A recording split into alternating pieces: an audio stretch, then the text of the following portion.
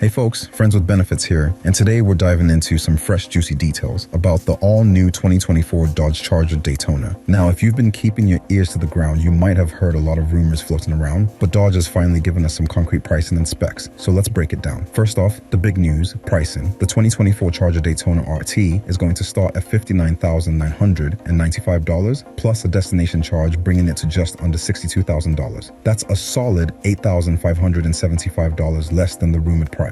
The Scat Pack, it's starting at $75,185. Again, well below the speculated figures. Seems like Dodge might have been playing a bit of a bluff here, folks. Now let's talk about what you're getting for that price. Dodge has mixed things up a bit from what we were expecting based on those leaked dealer guides. The Plus Group package, for example, is loaded with goodies like a 360-degree camera, premium LED headlights, and a wireless charging pad, but you'll have to shell out an extra $4,995 to get it. And if you're eyeing those sweet, demonic red seats, that's another $495 on top of the Plus Group. Interestingly, there's no official mention of a first edition version, but there's plenty of optional packages that could have you building your own version of one, especially with the customer preferred package for the RT.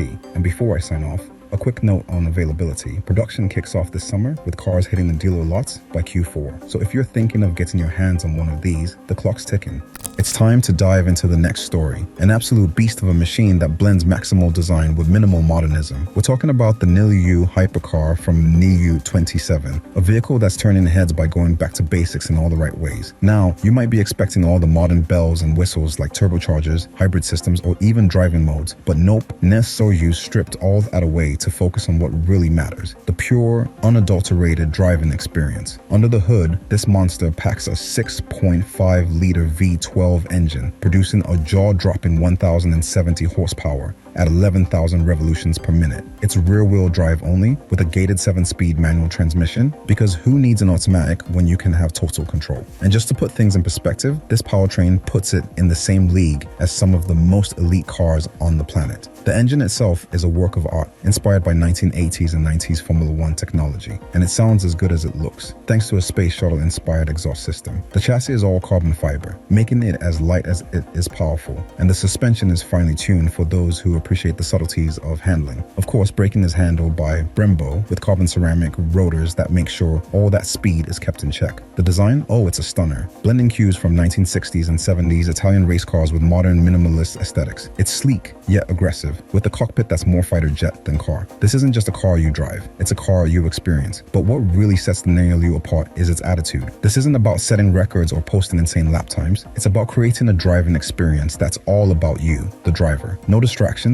just you and the road. Only 15 of these will be made initially, and while they're not exactly street legal here in the States, there's always a way if you're determined enough. The first batch will be hand-assembled by the Aria Group in California, with plans to expand to Europe in the future. So if you're one of the lucky few who get to own this masterpiece, you're not just buying a car, you're buying a piece of automotive history that's focused purely on the joy of driving. Keep your eyes peeled for its debut at Pebble Beach Car Week. It's going to be something special.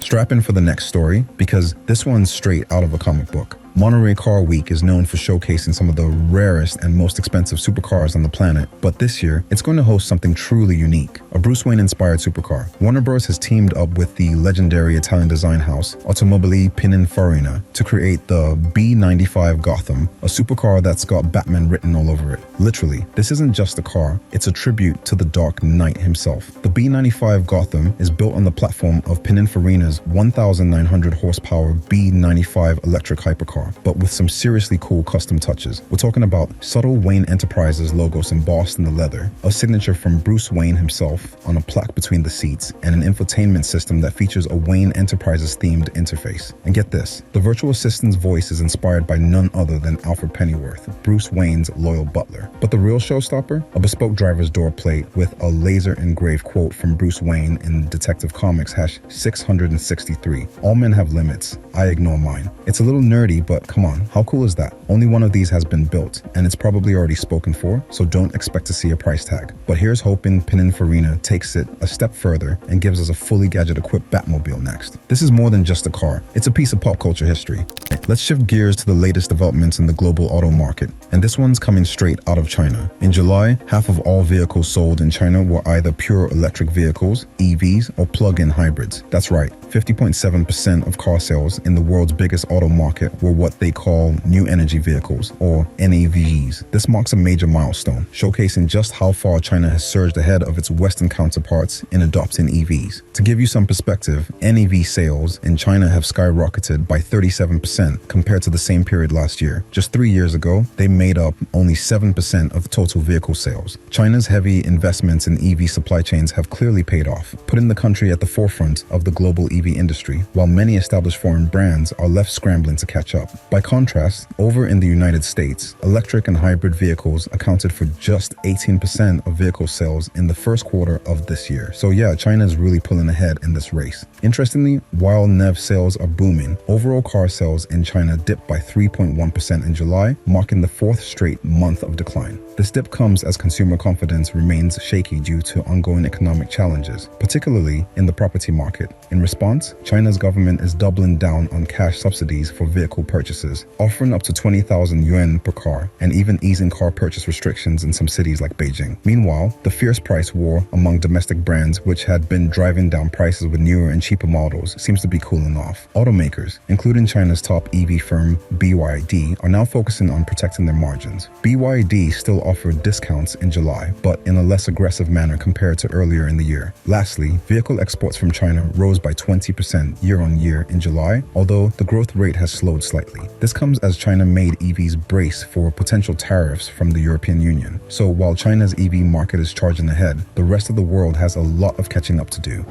Alright, gearheads and luxury SUV enthusiasts, let's talk about Audi's latest offerings in the family-friendly yet performance-packed segment. If you're in the market for a comfortable 7-seater SUV that doesn't skimp on power, the 2025 Audi Q7 and SQ7 might just be what you're looking for. And if you prefer something a bit sportier with a touch more flair but don't need that third row, the 2025 Audi Q8 and SQ8 should be on your radar. Let's break it down. The Audi Q7 has been around since 2015 with a facelift in 2020, and now it's getting another refresh to keep things interesting. The Q8, which debuted a bit later in 2019, also received some mid-cycle updates in 2024, and for 2025, Audi is adding a few extra goodies to both models. So what's the difference between the Q7 and Q8? Despite what the numbers might suggest, the Q7 is actually the larger of the two, offering seating for 7 and a focus on family and versatility. The Q8, on the other hand, is the sportier sibling, a 2-row SUV that's slightly shorter, wider, and lower with a more dramatic coupe-like design. The Q8 also sports wider fender flares, larger bumper openings, and some serious aerodynamic touches, not to mention the largest wheels you'll find on any Audi SUV, going up to 23 inches on the SQ8. When it comes to what's new for 2025, the Q8 and SQ8 already received a decent update for the 2024 model year, which included revised exterior elements, upgraded lighting with Audi's Matrix LED headlamps, and a host of new wheel options. Audi also added some new exterior colors like chili red, Ascari blue, and Secure gold, along with updated interior finishes. On the tech side, you now have access to the Audi App Store and remote start through Audi Connect. But here's the big question. Will these minor updates be enough to keep drivers interested? While both models still pack plenty of punch under the hood, only time will tell if the refreshed designs and tech enhancements are enough to stand out in an increasingly competitive luxury SUV market. If you're already an Audi fan, these updates might just hit the spot. But if you're looking for something radically new, you might be left wanting more.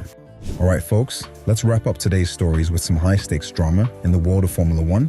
Liberty Media, the powerhouse owner of Formula One Group, has just confirmed that it's under investigation by the US Justice Department. The reason? The controversial decision to deny Andretti Global's bid to enter F1, a move that's ruffled quite a few feathers, especially on this side of the Atlantic. So here's the deal. Back in January, after a 6-month review, F1 rejected Andretti's application to join the grid, a decision that didn't sit well with the Andretti family or their partner in this venture, General Motors. The plan was to bring a 2-car American team under GM's Cadillac brand into the sport, expanding the current 10-team grid. But F1 had other ideas, citing concerns that Andretti wouldn't be competitive enough and that the Andretti name didn't bring the value they were looking for. Ouch. Mario Andretti, the 1978 Formula One world champion, didn't take the rejection lightly. He was vocal about how deeply offended he was by the language used in the denial, and it's clear that the rejection cut deep. Fast forward to May, and 6 US senators decided to step in, urging the Justice Department to investigate whether F1's decision was influenced by individual teams or foreign automakers, actions that could potentially violate antitrust laws. Liberty Media's CEO, Greg Maffei, has stated that the company plans to fully cooperate with the investigation. They're open to new teams joining the grid, but only if they meet certain requirements. However, this investigation could reveal if there's more going on behind the scenes than just a question of competitiveness. The Justice Department hasn't commented yet, but this could be the beginning of a major shakeup in the world of Formula One. We'll be keeping a close eye on how this unfolds because it's not just about adding a new team, it's about the integrity of the sport and whether everyone's playing by the rules. That's it for today's update. Make sure to hit that subscribe button for more updates on the latest car news. Friends with benefits out.